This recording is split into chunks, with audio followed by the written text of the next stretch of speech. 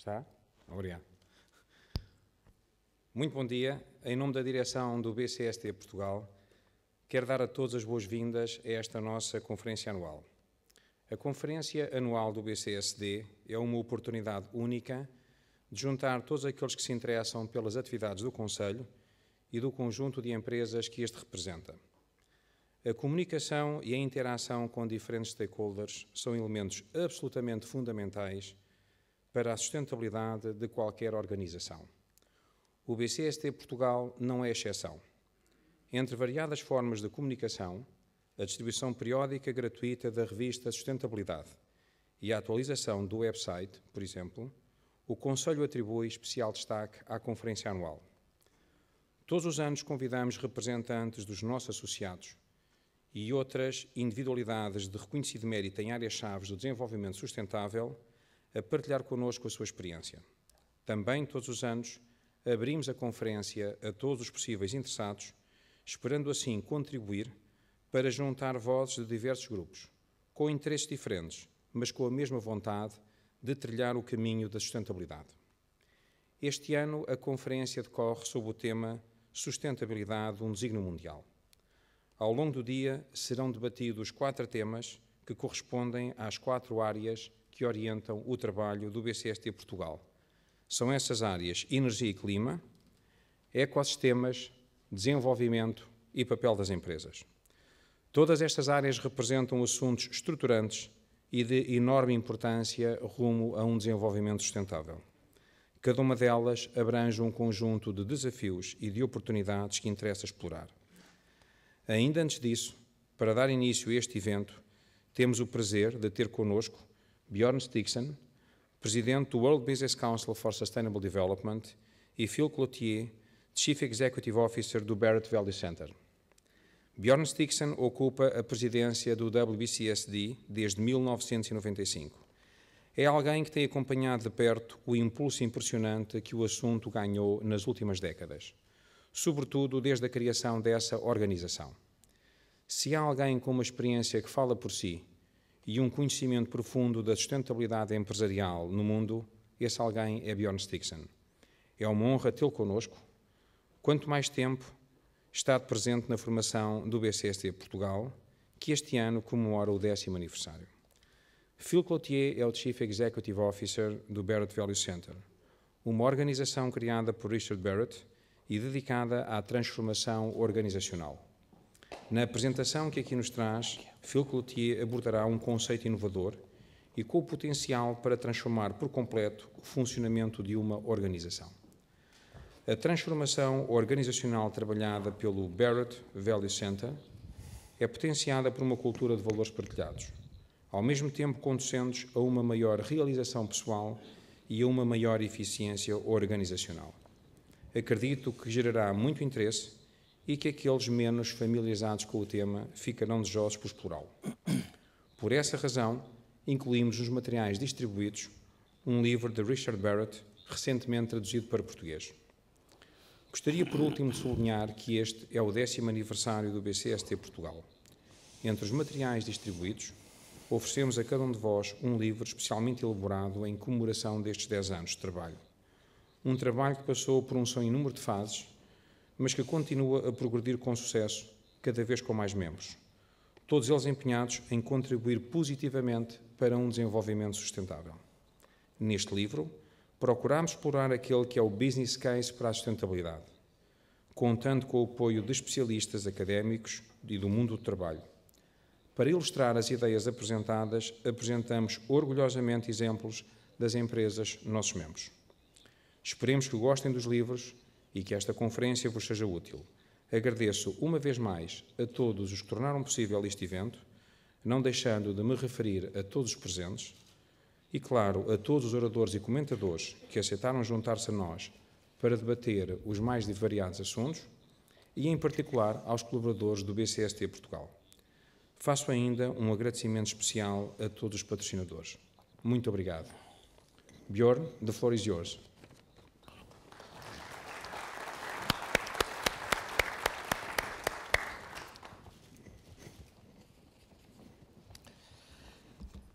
Well, thank you, José Honório.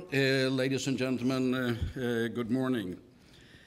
It's a pleasure to be back in Portugal and meet a number of old friends as well that's been with us over these years. I was part of the inauguration of the BCSD Portugal 10 years ago, and have been joining you for meetings a number of times since then. It's impressive, the development that you've had as a BCSD and the leadership that you have shown. And the number of Portuguese companies that are now engaged with BCSD has grown dramatically during these years. So let me first start by congratulating you on your 10th anniversary and wish you well for the next decade. And I would like to express a special thanks to Luis Rocharte as the Secretary General, who has been leading the organization now for many years. You are part of a broader family. The regional network in the World Business Council consists of country partners in more than 60 countries, and you can see this on this chart. The other part of our structure is the direct members. We have 200 of the world's leading companies as members, and Portugal is very well represented among the membership, and you saw on the opening slide the names of these companies. Given the size of Portugal, I think you are probably the best represented country relative to your size in our membership, so thank you very much for that. Now, what I'm going to talk to you about this morning is a world which is in transition to sustainability, inevitably. And what is driving this change is an enormous growth going forward. We will be 1/3 more people on the planet over the next 40 years, and by 2050, 85% of the world's population will be living in what we today call emerging economies or developing economies. And the focus in these economies is basically one, and that is to reduce poverty in all its aspects, whether it's income, energy, mobility, water, and we can make a much longer list. And another important trend going forward is that we are becoming more urbanized. We are urbanized to about 50% in the world today, and we expect to be urbanized to 70% by 2050. And in absolute numbers, this means we will go from 3 billion people to 6 billion people living in cities in only 40 years' time. A little bit simplified, it means we are going to build as much urban infrastructure in the world in the next 40 years as we built in the history of mankind. And that's primarily going to happen in the gray areas on this chart, out in Asia, primarily in China, India, partly in Africa. And if we build those cities in the way we built cities up to now, we won't have a sustainable world in 40 years' time. This is one of the crucial issues going forward. And because of this growth, the economic growth in the emerging economies will be faster than in the developed economies. And already in 2025, we expect that 2/3 of the world's GDP will be in what we call emerging economies today. Tremendous shift going forward. There is another also important trend, and that is we do not only become more people on this planet, we become older. And the blue line that you see to the left there is people above 65, going from somewhere around 400 million this year to about 1.5 billion in 40 years' time. And the consequence of that is what you see on the right-hand side here, that the cost for taking care of old people will grow. It's high today in Europe and in Japan, and you see Portugal there, as this is percent of GDP. And you can compare that with China, Indonesia, and India, the populous countries in Asia. We have a substantial cost in Europe. And what we can expect is that this will mean that one of the big issues for sustainability going forward will be the intergenerational issues. Is the young generations going to be prepared to pay this cost for the older generations going forward? I think we can expect that intergenerational tensions will be a key sustainability issue in the future. So the economy will change, society will change, the pressure on the environment will grow because we will have much more economic activity. And there is a search for solutions to this problem going on. In different parts of the world, the OECD has a big project, the biggest ever, on green growth. The EU Green Plan, different activities in the UN, including the process up to Rio+20 next year. But there is another important element of that, and that is that the leading economies of this world have realized that this is what the world looks like. And there is now, since a couple of years, a green race going on, a competition about which countries are going to be the leading suppliers of resource-efficient, low-polluting solutions. And if you want to win that green race and be a leading economy in the future, you have to transform your domestic economy. You have to build demand for these type of green solutions, and thereby you build scale competencies for exports. And this is what China is very much doing at this point in time. China is about to become the leader in this green race. The 5-year plan that China decided this spring is a game plan for the green race. And they are investing a lot. I utilized renewable energy here as an example. China is responsible for about 20% of the world's investments in renewable energy. And they invest double what the United States is investing now on an annual basis. And if we look at the old economies in Europe, then Europe is still market leader on green technology exports, and it is investing. But in my view, the transformation of the internal market in the EU is too slow. And therefore, I don't believe that the EU can maintain this global market share on green technology exports. And then we have the United States. The US is the most innovative economy globally. But the problem they have is that they are in a political deadlock. And they are not able to transform these innovations into investments and market growth domestically, because it's very difficult to take these innovations and get them out into the market quickly if it's not supported by the right type of regulation. And that's not happening in the US. And the Secretary of Energy in the US, Stephen Chu, has now lately said a number of times that the US is now in its second Sputnik moment. And with that, he means that the first Sputnik moment happened in the 60s when the Russians sent up the first satellite. And the Americans realized that they were behind the Russians in the space race. And President Kennedy said, we now have to mobilize to take leadership again, be the first to put a man on the moon. And they managed to do that. The view now in big parts of the US administration is the US is now in its second Sputnik moment. It's behind China in the green race. And unless they can mobilize and get their act together, they will continue to fall behind. And the Chinese leadership is very determined on this. I am, since 14 years, an advisor to the Chinese government, to the cabinet on these matters. And the Chinese leadership is saying, we China, are now in a fierce competition with the other leading economies about who is going to dominate the future world economy that is inevitably going to request resource-efficient, low-polluting solutions. We, China, are going to win that race. We are going to dominate the world economy. That is requiring these type of solutions. And if the other parts of the world don't understand that this competitive pressure that is there, then both Europe and the US will fall behind in this race.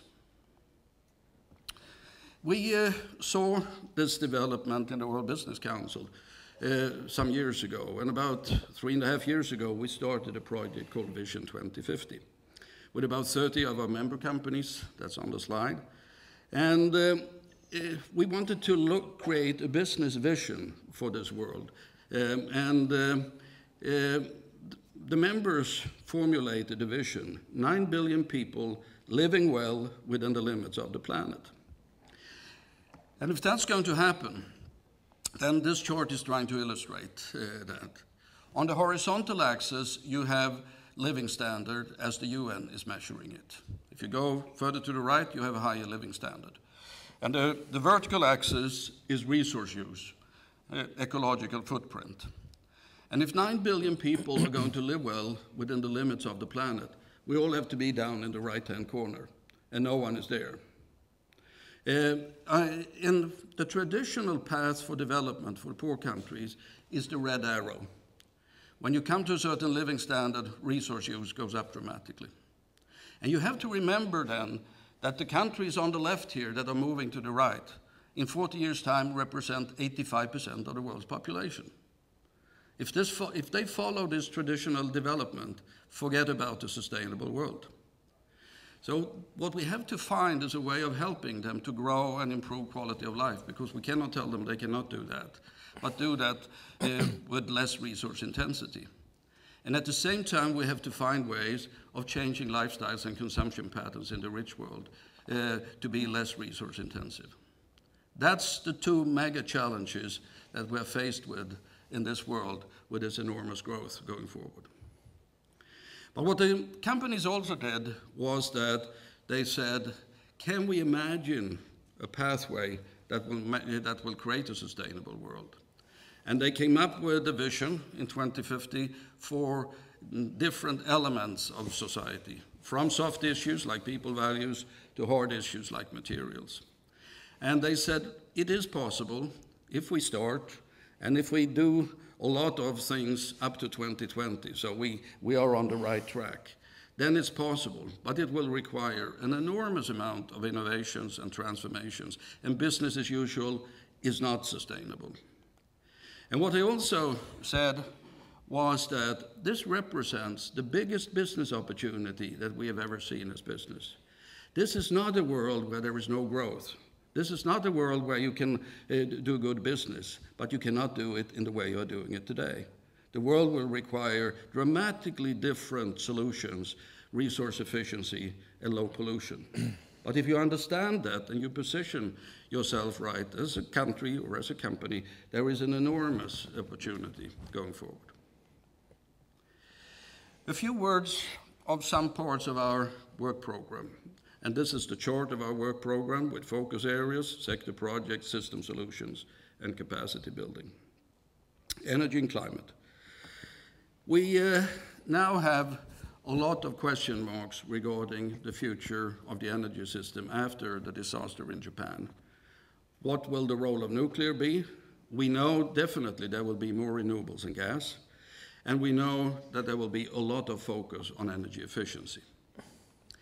This is a chart from the International Energy Agency from 2009, so it's before Fukushima. And the red line that you have, this is carbon emissions up to 2030. The red line is if governments implement all the things they've said that they should implement, that's the growth of emissions. The bottom line is the scenario that would take us to a maximum 2 degrees warming. And if you look at where the reductions in emissions should come from, you can see it's close to 60% from energy efficiency, and primarily at end use, which means households, buildings, cars, and so on. And now with the nuclear going to play less of a role going forward, this is going to go up further. So we can probably expect that we're talking about 2/3 of the emission reductions will have to come from end use changes, which will involve all of us in different ways. But it also requires that we look at system solutions, because energy connects to water, food, land use, and you have to optimize the system, not just looking at the energy side. And as we do this, remember what I said initially. 1/4 of the world's population don't have access to electricity. So at the same time as we reduce emissions, we have also to give access to electricity to 1.5 billion people globally. Ecosystems. Governments have been more successful in addressing ecosystems than in the climate negotiations. And last year, they made a rather extensive agreement about national action plans for biodiversity, protecting areas in the different countries. And what we concluded was that this will have impact on business. In the same way as we have to measure greenhouse gases, we will as companies have to measure our impact on ecosystems. And we launched earlier this year a measurement tool for corporate ecosystems valuation for how we can do this. We have sector projects that go very deep in different sectors, from forest products, where Portucell Soporcell is engaged, cement, where Simpor is engaged, electricity utilities with EDP, and so on. And if you bring together the leading companies in the sector, if you have 10 to 15 of the leading companies globally, you have more than half of the world's economic activity in many sectors. And these sector approaches will continue to grow in importance, because as governments have to come up with national action plans for climate change or for biodiversity, they have to break that down per sector. So the sectors will be much more policy focused as you try to address these questions, looking also at the value chain, at technology, and so on. Now, I've talked about the longer term of sustainability. A few words about the short term as well. I've called that a post-world, because it's a post-world relative to a number of things that have been going on lately and are going on. The Fukushima disaster, the Arab world unrest, the economic financial challenges in OECD countries, the fallout from the US midterm elections with a deadlock politically in the US. And we are now today in what I call a nobody in charge world. The intergovernmental processes in the UN, WTO, and so on are too weak. So at the same time as we're facing this enormous challenge of transforming the world over the next 40 years, there is nobody in charge to do that. There is no global government. So we're all dependent upon individual actions from the individual countries, companies, industry sectors, people, to move forward in this direction if we're going to have a sustainable world. It's not going to happen because someone, global government, is drawing up a great plan and then try to implement it. It's all going to happen because a number of people and companies and countries are trying to do something. Until recently, we had a situation where we had a force of last resort, and that was the United States. If things got real bad, we could count on the US to come forward and bring people together. That's not happening any longer. The US has abandoned that role. So we are in a world where we have to change dramatically, but we are in a world where nobody is in charge.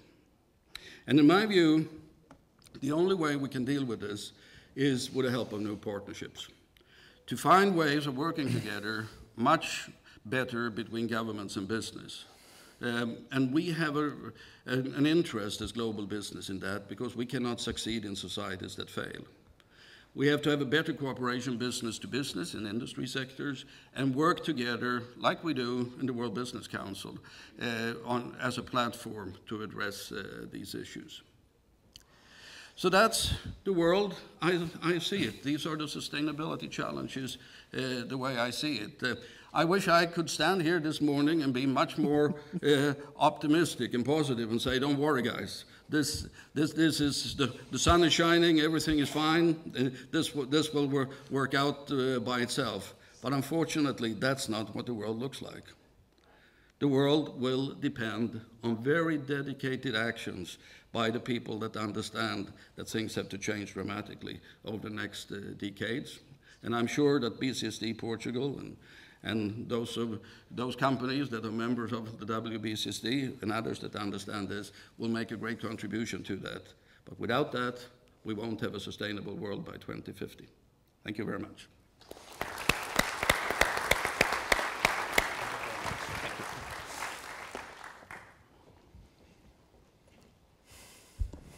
Well, Bjorn, thank you very much for your presentation and for sharing with us your concerns as well as your optimism in what concerns a sustainable world. I think that we have plenty of things to think of, and BCSD Portugal is deeply committed towards that process. Now, Phil, the floor is yours. Bjorn, thank you.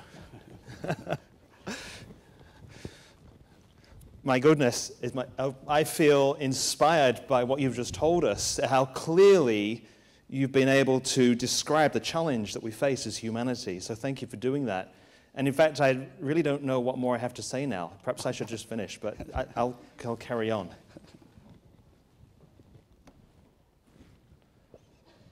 So let you read for a second this recent clip from the press.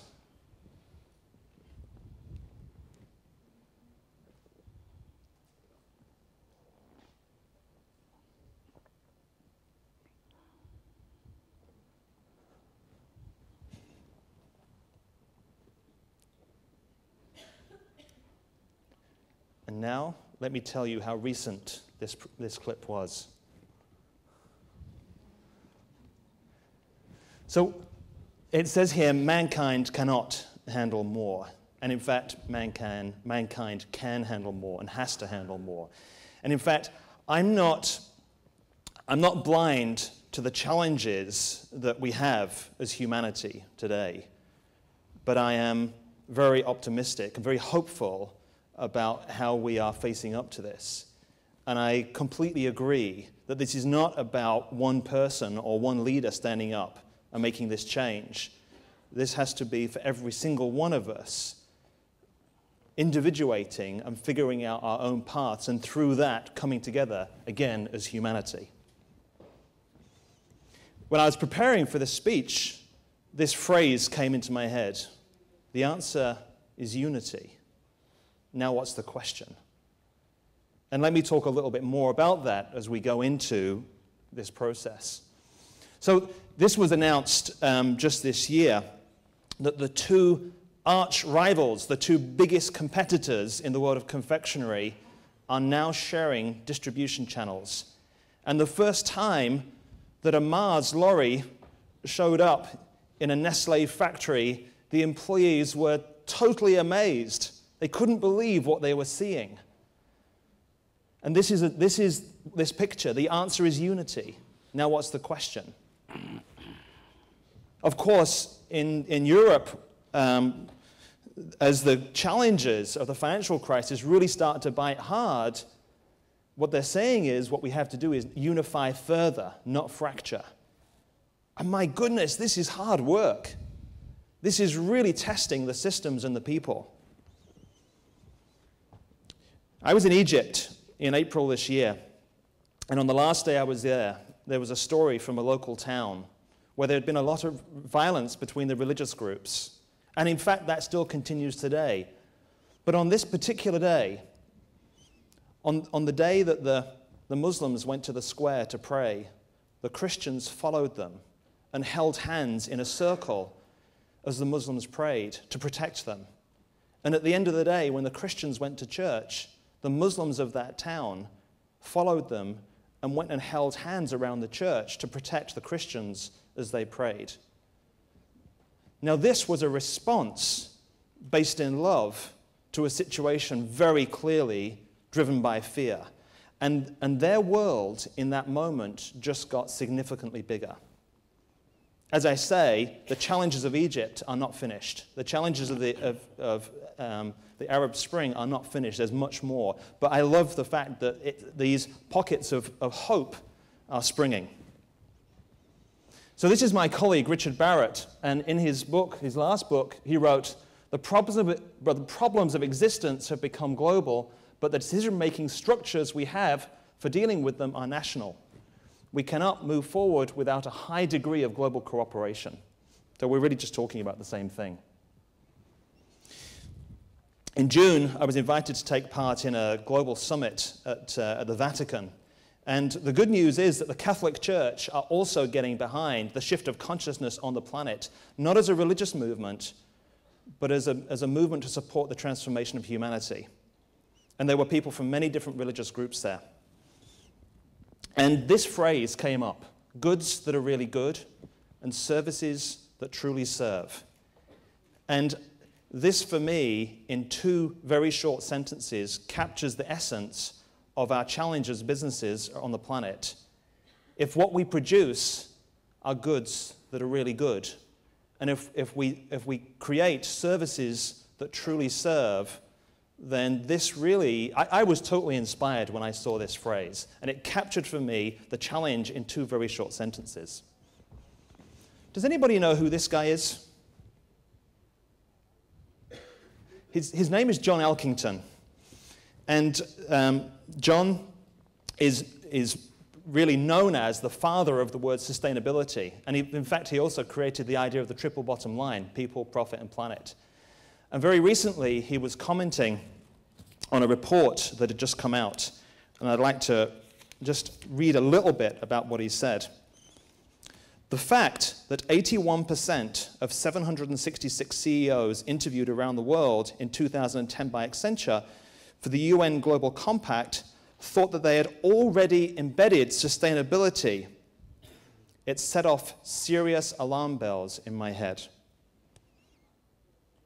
Properly understood, sustainability is not the same as corporate social responsibility, nor can it be reduced to achieving acceptable balance across economic, social, and environmental bottom lines. Instead, it's about the fundamental intergenerational task of winding down the dysfunctional economic and business models of the 19th and 20th century and the evolution of new ones fit for human population headed towards 9 billion people. So very much the same message. And I think that the moment that we think we know the answer to what sustainability is, then we're stuck. We get stuck in that moment. And what I love about the plan that we just saw, Vision 2050, it recognizes that this is a long-term process, and right now we don't know the answers, because that's true. There's a lot of answers that need to emerge. So what I want to do is show you a little bit of our part of how we're helping to create cultural sustainability and what that means. I just want to share with you for a second what is culture. And I'm going to show you the measurement of 2 different organizations.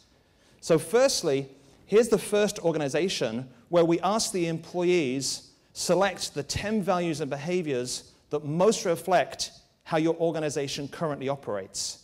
And the employees of this organization said, well, our organization stands for client satisfaction, making a difference. You can read these words.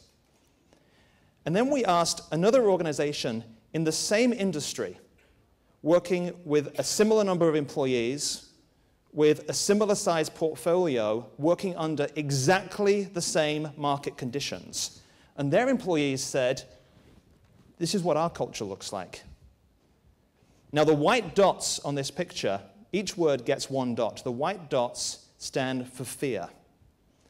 And they are blame, short-term focus. You can see these words on here. And we know that in a current culture picture, 2 white dots will be undermining the ability for that organization to serve its customers, have happy employees, and do whatever it needs to do, and it has a major impact on its ability to be sustainable, because it's an organization that's driven by fear. And so I would ask you, which one of these 2 organizations would you prefer to work in? Which one of these 2 organizations do you think would be better at just doing these basic stuff of running a business? In fact, this business on the right-hand side is not just unhealthy, it's toxic. And people will be getting physically sick in that organization, and mentally sick as well. And we see this all the time. That's not a sustainable situation for your employees. And unless you can create that for your employees, it's impossible to create sustainability through your products and services as well. So what are we doing here? And as Richard says, for the first time in history, we have the possibility of making the evolution of human consciousness conscious. Because we can measure it, we can manage it. And that's what we're supporting organizations in doing in countries around the world. And in fact, you'll be able to pick up a copy of this report today. Last year, we were very happy to support the BCSD Portugal in a project with a number of middle managers from a number of your member companies in really understanding what cultural sustainability means and creating a new dialogue. Because the measurements that we produce are never the truth. They're just a start point for a new dialogue. And so this report, I'm very happy we supported this because some fabulous things have come out and some new understanding, and this is available to you. I don't have time more to talk about it now. So where did this model come from? How many of you are familiar with Maslow and Maslow's hierarchy of needs? Just enough for that there, thank you. And so before Abraham Maslow died, he said people don't really understand what self-actualization means. And my colleague Richard Barrett, when he was the values coordinator at the World Bank, expanded this model through these steps, levels 5, 6, and 7, to expand the idea of self-actualization and describe them in a way that's very clear to organizations. Now what we do is we ask these simple questions. Select the 10 values and behaviors that most reflect who you are. We want to know who the people are, what's most important to them. Select the values that to reflect how your organization currently operates. And select the values that you would desire for your organization to achieve its highest performance. Now, I just had a piece of paper in it. Oh, here it is. So what I want to do is very briefly describe to you how this works through a story. And I want you to imagine walking into an organization and experiencing that organization. Imagine a company that is conscious and fair in the way it sets prices and pay. Because it's moved beyond fear-driven greed, it's now profitable, financial, and stable, and creates a good, stable shareholder return. It also provides safe and comfortable working conditions for its people. When people walk into the office each day, they smile and greet each other warmly. There's a healthy sense of respect, and customers feel well looked after. The organization invests in high-performing systems. It trains its people to be excellent at doing their jobs, and the staff are proud to tell others who they work for. This is an organization that moves forward through innovation and continuous improvement. It has the adaptability and resilience to weather tough times. People feel empowered and have the courage to ask tough questions. It's okay to make mistakes. People feel inspired by the vision and values. There are high levels of trust and a deep sense of purpose, fun, and team spirit. This is a collaborative working environment for staff, customers, suppliers, and the community, where people focus on win-win for all concerned. The investment in leadership development means that leaders are making a sustainable difference inside and outside the organization. For this group, ethics is not about compliance, but truly doing what they believe is right deep down in their hearts. There is a knowing that by doing their jobs, people are serving society and future generations. And so that's the foundation of how this model is created.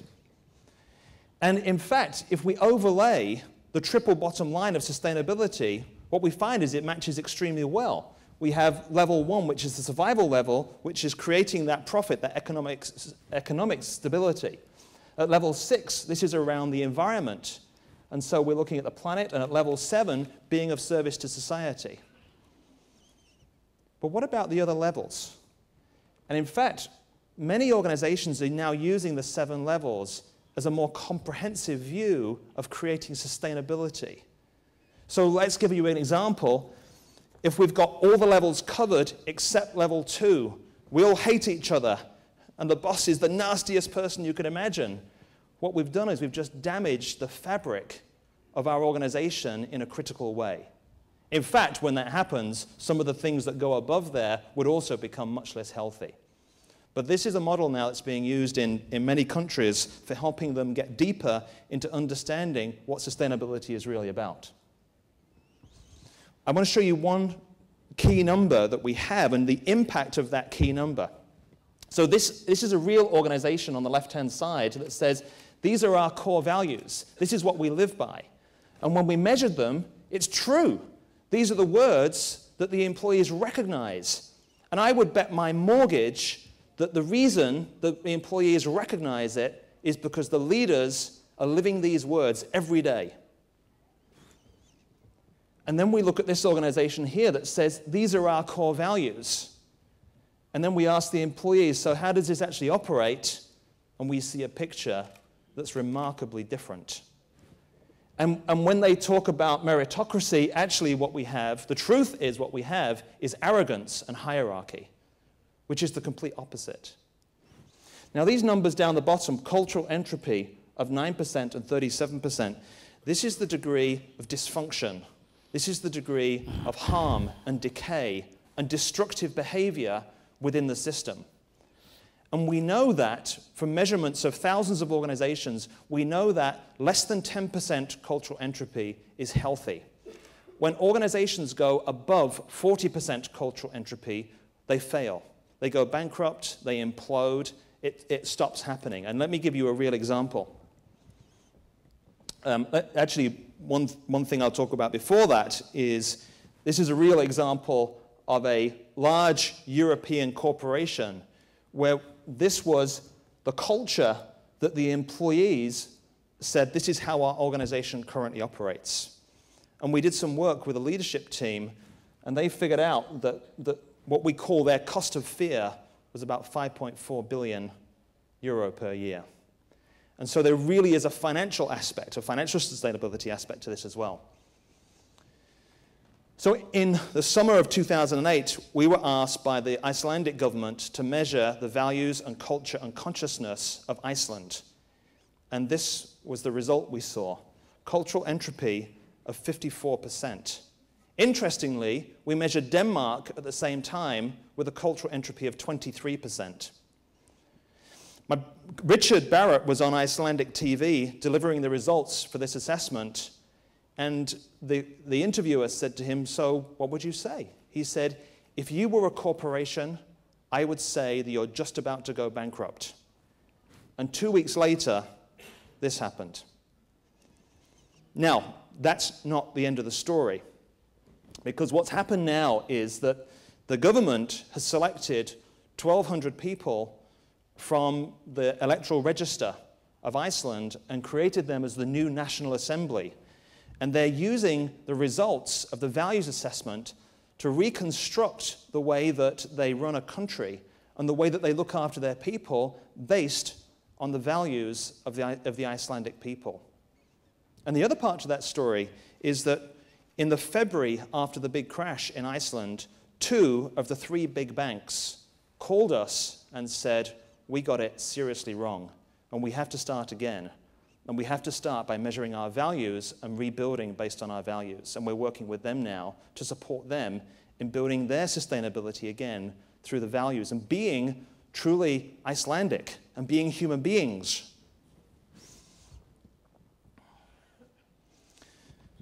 This is a story now of a bank in South Africa.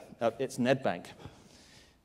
And what I love about each of these stories is that you see the individual. So the chief executive of Nedbank absolutely had a vision for this transformation and how this is going to work. But he couldn't bring that alive unless he truly engaged with the 30,000 employees of Nedbank. And so it was both an individual story and a collective story. And what you see, these red words going down over time, and the entropy dropping, is about real work. And if you imagine that you can transform an organization in 1 year, if you imagine you can transform a nation in 1 year and say, okay, 2012, we're going to transform our organization, and 2013, we go back to doing business. No, it doesn't work that way. This is, once you start, you don't stop. It's an ongoing process. And in fact, it's an ongoing process for them as well. And in every measure of what we would consider sustainability to be, this company is leading South Africa. And of course, however sustainable one organization is, They can't possibly be sustainable within an unsustainable world. So there's a bigger picture to play. And let me tell you the next part of the story. Nedbank were one of 6 companies in South Africa where the chief executives said, things aren't changing fast enough in South Africa. We think we can make a difference here. And let me just tell you, corporations have very, very little idea about the power that they have to create positive societal change. Corporations have very little idea about the true power they have to create societal change. And this is a story where this is happening, and it's happening in many places around the world. So Nedbank, their chief executive, got together with the chief executives of these companies, and they said, we're going to support the measurement of South Africa.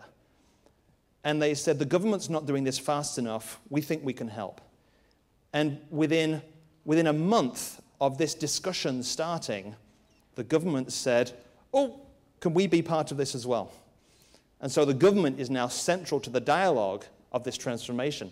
Now, we just, a few weeks ago, published the results of the South African National Values Assessment, and here they are. All the National Values Assessment work we make publicly available, so I'm not going to talk about this too much, except to say something very interesting in here, which is that if you looked at the demographics between the blacks and the whites in South Africa, you'll find that the blacks are very much happier right now than the whites because of the transition to positive discrimination and the black economic empowerment programs that are running. So if you just looked at the results for the black people, you'd be looking at a cultural entry of about 38% rather than 62%. So once again, we're looking at how humanity needs to come together, but we're made up of individual people and individual groups that also need to find their own place and how that's going to work. So I want to finish with this idea. And I wonder how many of you in the last couple of years in your roles in your organizations or how you see society or how you see sustainability are having unthinkable thoughts. Thoughts about a new project or thoughts about strategy or thoughts about an entirely new direction that you couldn't possibly tell to your colleagues or you couldn't tell to the board because they will think you're nuts. They'll think you're stupid. But these unthinkable thoughts are the thoughts that are now necessary. We have to recognize that the current systems are not working, and if we try to find the solutions within what we already know, then we're not going to get very far. A short story about, ideas and innovations that are discontinuous with history. About 18 months ago, we had a call from a client to say, we'd like you to produce this new product for us. For us, this was an unthinkable thought. It was completely contrary to our belief systems. It would actually blow away our possibility of making profit within our minds because we were going to be giving away too much. And we finished the call with the client and we said, we're really sorry, we're not going to do it.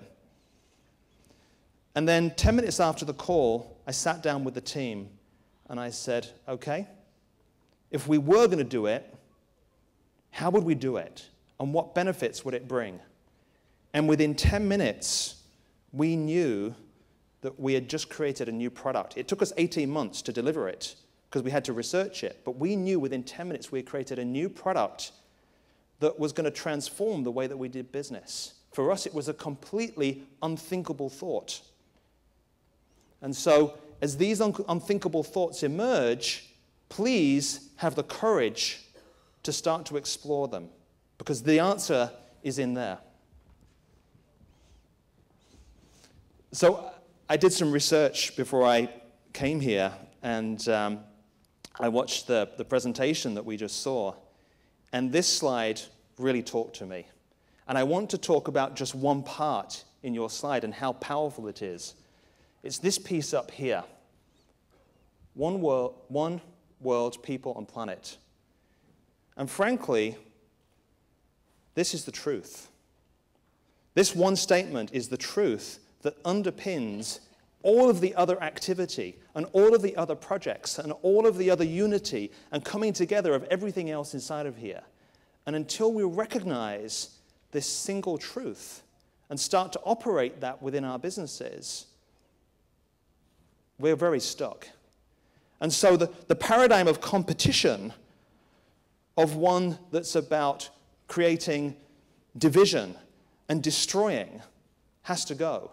And the paradigm of competition that's creative and creates new innovations and excellence absolutely can stay. But it takes a paradigm shift. It takes a change in the mindset to create that. I want to finish with my deepest belief about what this work is really about. About 10 years ago, I walked into a friend's kitchen, and on their fridge was a fridge magnet. And here it is. The purpose of our lives is to be happy.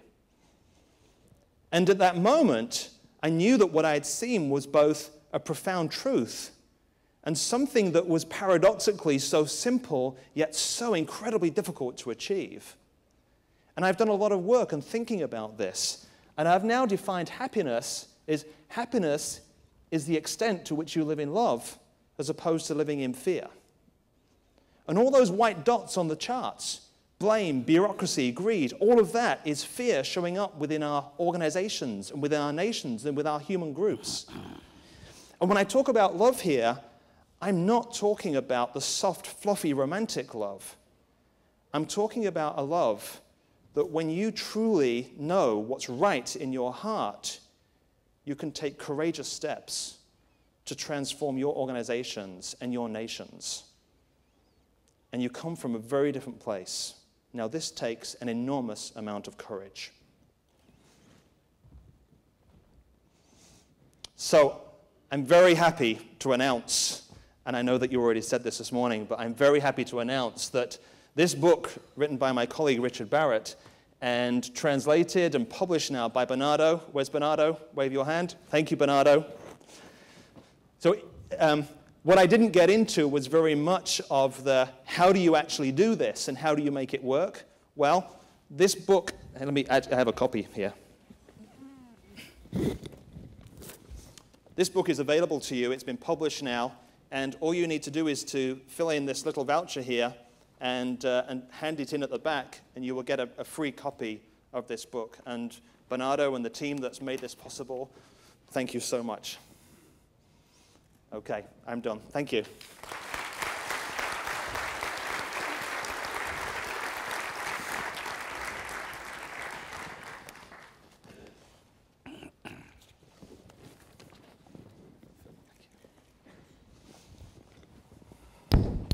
Well, Phil, thank you very much for sharing with us, I would say, a kind of thoughts that people really like.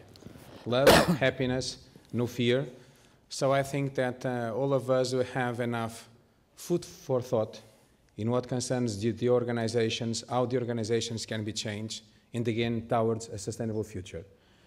We have ended up this first stage of our session today. We need to leave the stage for the first panel. E, portanto, vamos dar início ao primeiro painel Energia e Clima. Muito obrigado.